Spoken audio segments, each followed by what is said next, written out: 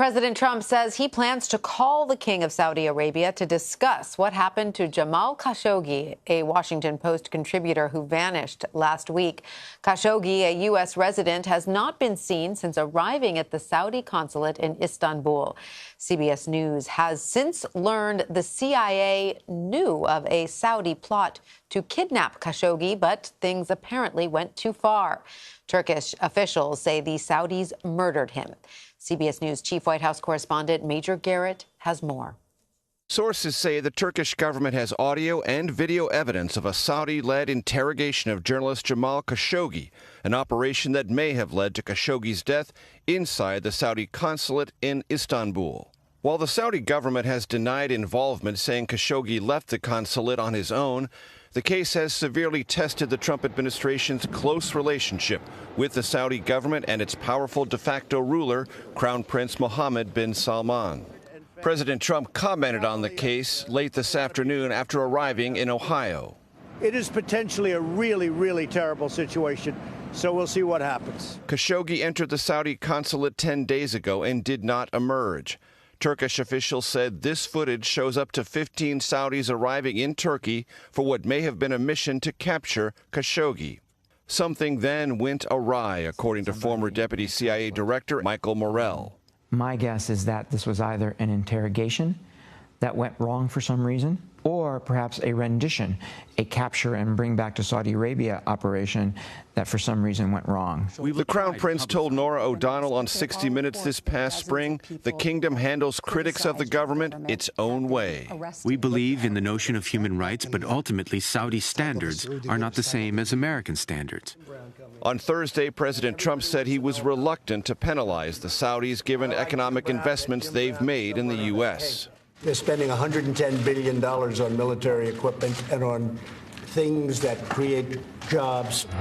In light of Khashoggi's disappearance and increasing concern about violence related to it, several top companies have pulled out of an investment conference scheduled for later this month in Saudi Arabia. Friday, Treasury Secretary Steve Mnuchin said he still planned to attend. Tanya? Major Garrett, thank you. Mustafa Akyol is a senior fellow at the CATO Institute and joins us now for more. Mustafa, thank you for being here. We understand that Turkey and Saudi Arabia have formed a joint task force to look into the disappearance of Khashoggi, but how legitimate will this task force be? I think that's just procedure. I think Turks are pretty sure that the Saudis somehow killed, abducted at least, and probably killed Khashoggi. I think they're exhausting the procedures to ultimately come to another point.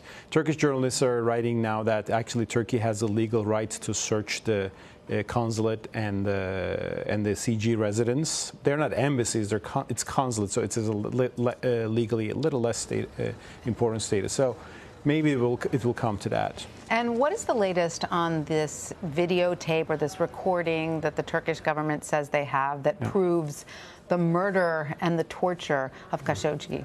Well, we're all curious about that, right? And they haven't released that. I mean, Turkish government released the video of the outside. I mean, people coming in and out in the black van. So that also shows a lot. But what happened inside, it's not evidenced yet. Right. But now Turkish authorities are telling to the press that we actually had a device inside. So we were listening to what was going on. I mean, not just for this, but a general listening device, wiretapping the place. And from that on, they heard all the sounds of the arrest and the fight there, maybe a skirmish, and ultimately the murder and dismemberment of the body. Those kind of horrific details. I mean, that has not been out yet, so it's not confirmed. Right. Now, but if that comes out, that's huge. Is part of the government's reluctance to release this videotape or this recording because it would also then, reveal their spying methods?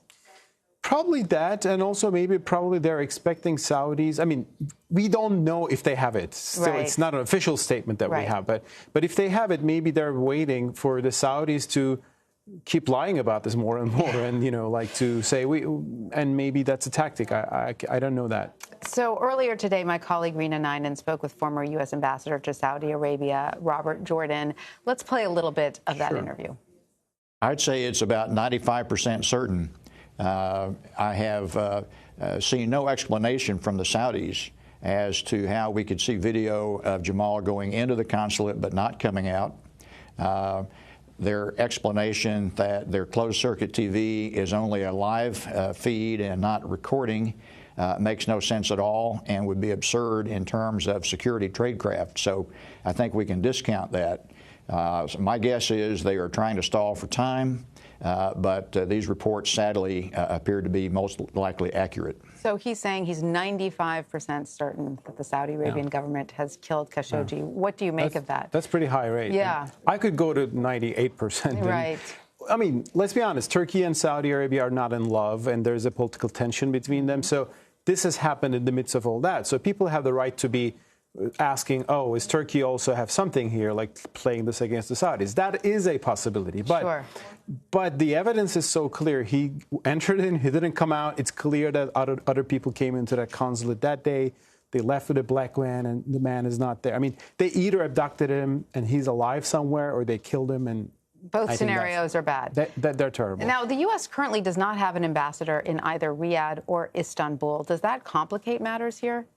It does, and of course, Turkey and U.S. didn't have very good relations in the past couple of months, and past couple of years, actually, for complicated reasons. One was the pastor, that was in Turkey, unfairly in a Turkish jail. Pastor Andrew Brunson, who has been released. Who has been luckily released today. That timing is sort of interesting. Do you think it has to do with all of this somehow?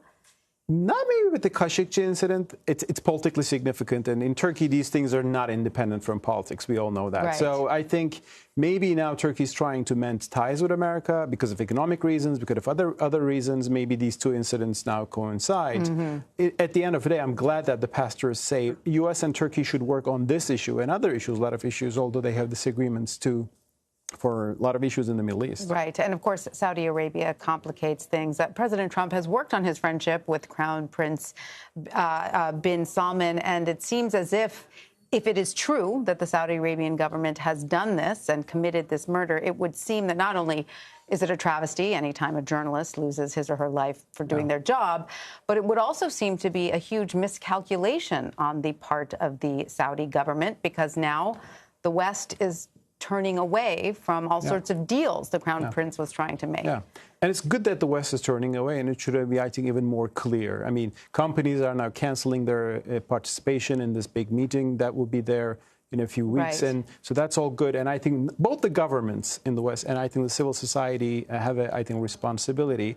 I mean, Mohammed bin Salman obviously found too much power at the age of 33, and I think he got really carried away with it. Carried away with that, intoxicated with that. I think the international community should show to him that you cannot act like a rogue state like this. Well, it sounds like they are doing so. I mean, we just had a list of all the companies, including Uber, the Financial Times, Bloomberg, are all pulling out of this Davos in the desert conference. What will this mean for the Saudi Arabian government going forward? Well, this means that, yes, it's backfired, and that makes some people suspicious. Why would they do this? Yes. I mean, but they did other crazy things in the recent past, too. I mean, they let women drive. That was wonderful. But then they started to arrest the women who were protesting for that. And they gave an incredible childish knee-jerk reaction to Canada when Canada criticized something very reasonable. So, I mean, people are looking for logic, but sometimes the logic is just narcissism of a leader intoxicated with power. And I think maybe we're seeing that. And that's why it should be only matched with power and serious response. Otherwise, narcissists will continue to do what they do if they are not, responded. And he's a relatively young leader, as you pointed out, 33-year-old, as well. And found the most powerful throne on earth with endless money and absolute power. And that is dangerous for anybody and for any country and society. And if he has these ambitions to silence people, it's a huge problem. Yes, and it will be interesting to see how the government reacts to this going forward. Now, you have some insight into the release of American pastor Andrew Brunson. What do you think about this whole incident? Well, this happened in the aftermath of the military coup attempt in Turkey, which happened in July 2016, which was a real coup attempt, and it was serious, and it shocked Turkey. But after that, Turkish government began going after the people behind the coup, and some people were there, but it just turned into a witch hunt and paranoia, and people started to blame each other, and some secret witnesses said, oh, this pastor was also hanging around with bad people, with terrorists, and with coup. It was all hearsay. And somebody arrested him. And I think once he got arrested based on those rumors, I think Ankara realized at some point, oh, this is a bargaining chip because we have some demands, and that was the wrong thing to do, obviously. I mean, in principle, it was wrong to do. Plus, it backfired. Right. I mean, it backfired and I think brought Turkey to a very bad situation. U.S. reaction to Turkey, harmed Turkish economy. And I think President Erdogan at some point saw that, and he and his team decided that he should be, released. And today we saw the secret witnesses saying that, actually, we didn't say that. We didn't see him. It was, you misunderstood. So they're backtracking. I mean, the secret witnesses backtracked suddenly for, obviously political reasons. What is the status of President Erdogan now in Turkey? I mean, he hasn't always been shown in the best light here either. He's been portrayed as a bit of a despot as well. I mean, compared to Saudi Arabia, Turkey is still a democracy, not a very liberal democracy. But, we have elections. There is some rule of law. There is some procedure. I mean, something like this would not probably happen in Turkey or under Turkish government's outreach. But Turkey is what they call an illiberal democracy. There are elections, but freedom of the press in Turkey is really not going well. Rule of law is harmed. A lot of people are worried that they will go into jail because of what they say, critical about the government. But this is happening in an environment where the country had a coup attempt. There's Kurdish insurgency, terrorism, and all that. And I think the U.S. should try to help Turkey get out of this by criticizing Turkey, sometimes giving tough love, but not by abandoning the relationship. Right. Because otherwise, I would worry that Turkey would be totally moving away from the Western alliance and allying itself with countries like Russia, which will make everything worse for everybody. Just not for Mr. Putin, but for the rest of us. So I think Turkey deserves and needs a lot of criticism, but also needs engagement. And I'm glad that in the Pastor incident, we saw that the engagement with Turkey, which includes, yes, sometimes criticisms and some even sanctions, but also dialogue with Ankara has helped. So I would encourage Western governments to follow that path. It seems we are entering a warmer stage with Turkey in light of the Saudi Arabian incident and hopefully there are other steps Turkey should really take in terms of human rights. I mean, there are many other people in Turkish jails right now who are really arrested on trumped-up charges. And I would hope and encourage that President Erdogan, uses the same maneuver he has done here to release those people. But also I would encourage, and also Turkey has some legitimate concerns, and I think the Western governments should understand those. Those legitimate concerns and mistakes of Turkey are sometimes mixed in one bag, and I think that should be seen in a more nuanced light. Hopefully there will be an ambassador there soon that can help tease it out. Hopefully there will be an ambassador there, and the pastor has come. Yes, and hopefully we will see, a light will be fully shed on the murder of Jamal Khashoggi, and that's really a sad, horrible incident, and it can set a precedent for tyrannical governments around the world. Absolutely. So Stalin used to do these kind of things. We shouldn't go back to that age. No, absolutely. We need to definitely hold them to task. Mustafa Akyol of the CATO Institute, thank you so much for sharing your insight with us. It's my pleasure.